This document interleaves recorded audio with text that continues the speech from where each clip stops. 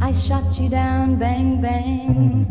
You hit the ground, bang bang. 봉준호 감독의 신작 기생충에 대한 저의 개인적인 해석을 담은 영상입니다. 기생충은 예고편이나 스틸컷이 굉장히 한정된 부분만을 담고 있어서 자료 화면으로 쓸만한 것이 거의 없기에 텍스트 위주로만 진행하도록 하겠습니다. 그럼 시작합니다. 첫 장면에서 기우는 반지하 집 창문 앞에서 찰나의 햇빛을 맞고 있습니다. 물론 와이파이 때문이지만 볕이 부족한 반지하 집에서는 햇빛이 아주 소중하고 기우는 이 햇빛을 아주 좋아하기 때문입니다. 그리고 자기 방도 없으며 볕이 가장 잘 드는 창가 앞 소파가 자신의 침대이자 유일한 공간입니다. 와이파이도 다 끊기고 계획이 뭐야? 이런 충숙의 나무람에 무계획이 계획인 기태는 역시나 대답이 없습니다. 넷 중 하나는 불량인 거지. 기택은 기우가 보여준 영상대로 피자 박스를 접습니다. 하지만 제대로 되지 않았고 넷 중 하나는 불량이라고 합니다. 이는 4명의 가족 중에 1명은 불량이라는 걸 암시합니다. 창문 밖에 보이는 취객이 기택의 집 앞에서 노상방뇨를 하려 합니다. 기택의 가족은 그 누구도 나서지 않지만 이때 나타난 기우의 절친 민혁이 정신 차려 정신이라고 소리치며 취객을 쫓아냅니다. 충숙은 민혁이 기세 있다며 칭찬하고 동시에 기우는 부러운 표정을 짓습니다.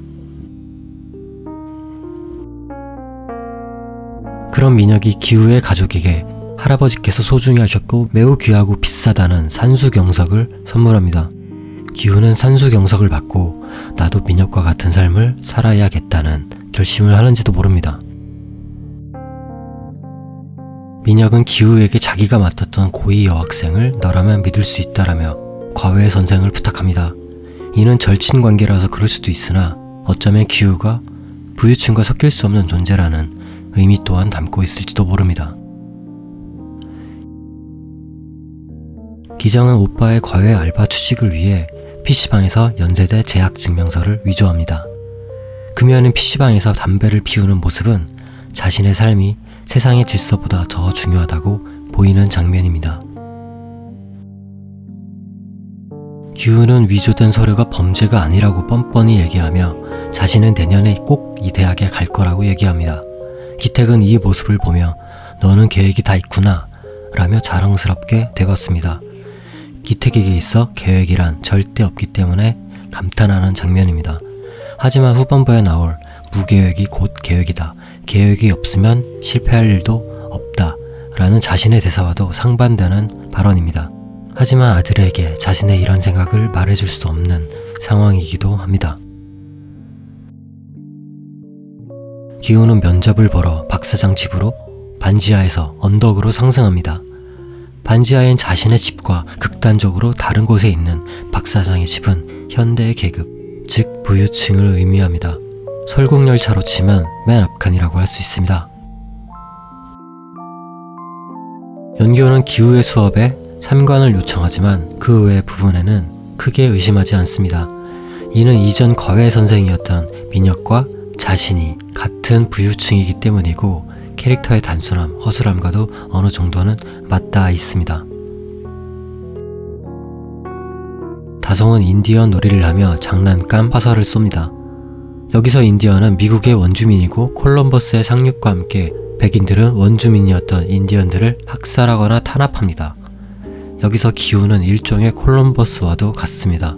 기우는 백인들을 이끌고 미국 대륙으로 오게 됩니다. 기우는 다혜의 손목을 잡았을 때 어쩌면 처음부터 선을 넘었을지도 모릅니다.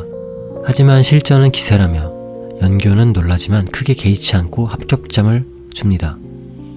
영화 중반부에 기택이 연교의 손을 어설프게 잡았을 때도 이와 비슷합니다. 벽에 걸린 다송의 그림은 자화상이 아닌 1년 전에 보았던 문광의 남편의 얼굴입니다. 트라우마가 그림으로 발현되는 부분입니다. 그리고 그림의 강렬한 눈은 그의 눈과 닮았고 영화 포스터에 쓰인 기생충 5와도 흡사합니다. 기우가 다송의 새로운 미술가의 선생을 소개해주겠다는 장면은 이 가족이 완벽하게 죄의식이 없는 사기꾼 가족이라는 것을 영화는 계속해서 얘기합니다.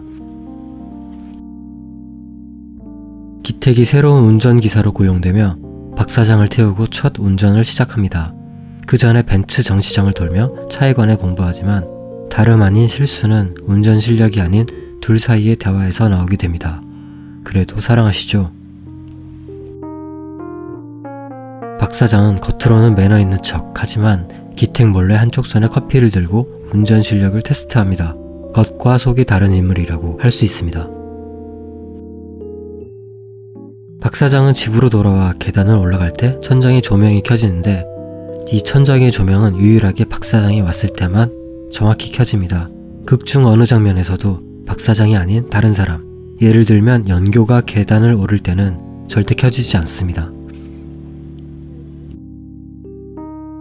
기우는 다혜에게 기정이 여자친구가 아니라고 안심을 시키며 기정을 장미에 비유합니다. 장미는 아름답지만 손질되지 않은 장미는 가시가 많습니다. 기정이 집으로 돌아오는 길, 운전기사가 기정에게 관심을 보이지만 기정은 기우가 비유한 장미처럼 행동합니다. 운전기사는 결국 가시에 찔립니다.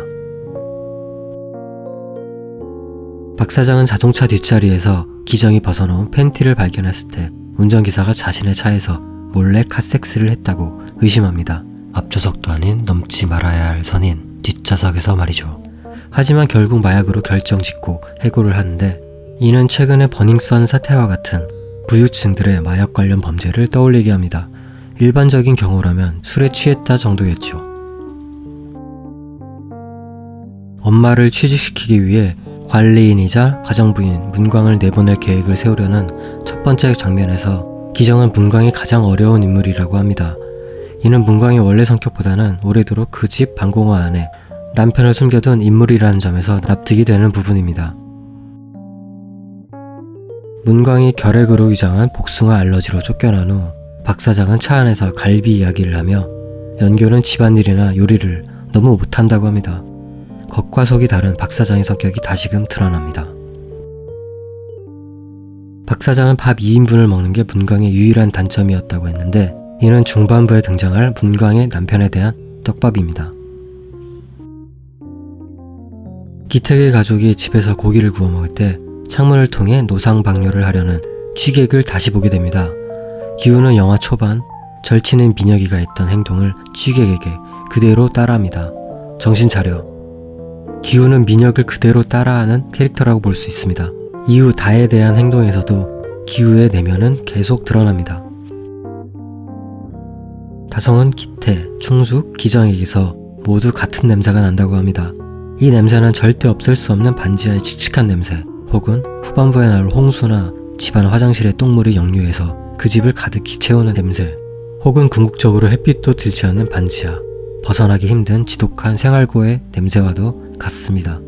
냄새는 그저 향이 아닌 기택의 가족 그 자체, 그리고 불행을 상징합니다.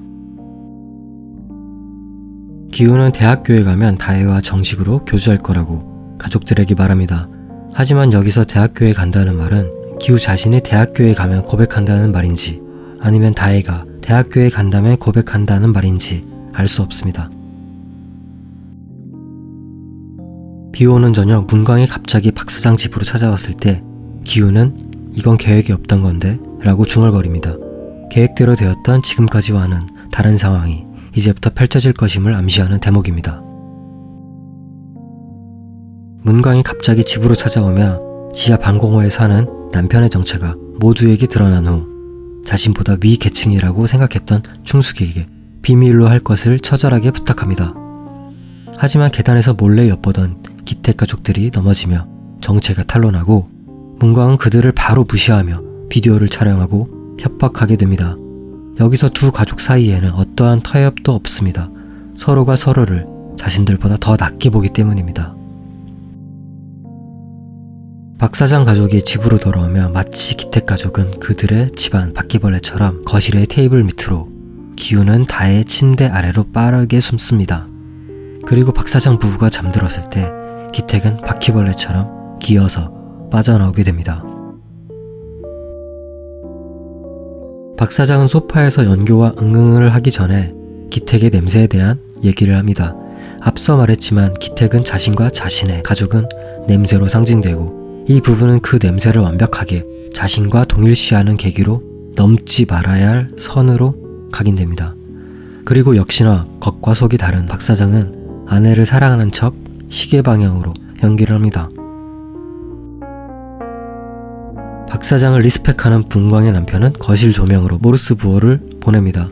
텐트에 있던 다송은 모르스 부호를 받아 적지만 그 이후에는 아무런 일도 일어나지 않습니다. 다혜의 말대로 정말 코스프레였던 걸까요? 아니면 다송은 그저 맥거핀이었을까요? 아니면 부유층은 하층민에 대해 전혀 신경 쓰지 않는다는 의미일까요? 내리는 비를 한없이 맞으며 박 사장네 저택에서 아래로 또 아래로 자신들의 집으로 내려가는 장면은 기택의 가족들의 하강을 은유적으로 표현합니다. 기택의 집 주변이 홍수로 변했을 때 기택의 가족들은 놀라지 않습니다. 이전에도 있었던 일인 양 그저 창문을 안 닫았네, 창문부터 닫으라고 소리칠 뿐이죠. 그리고 기정은 똥물이 역류해서 위로 솟구치는 양변기 뚜껑 위에 앉아 태연하게 담배를 한 대 피웁니다. 일상의 한 부분처럼 보입니다. 그리고 박 사장네 집 정원에 스프링클러와도 대비되는 장면입니다. 기우는 똥물 가득한 집에서 민혁이가 주었던 수석이 자기 앞 수면 위로 떠오르는 걸 보며 바로 챙깁니다. 그리고 수재민 체육관으로 가져옵니다. 수석은 기우에게 자신이 올라갈 수 있는 희망이자 햇빛과도 같은 의미 있는 물건이고 결정적으로 전체 사건의 시발점이 되는 상징적인 물건과도 같습니다.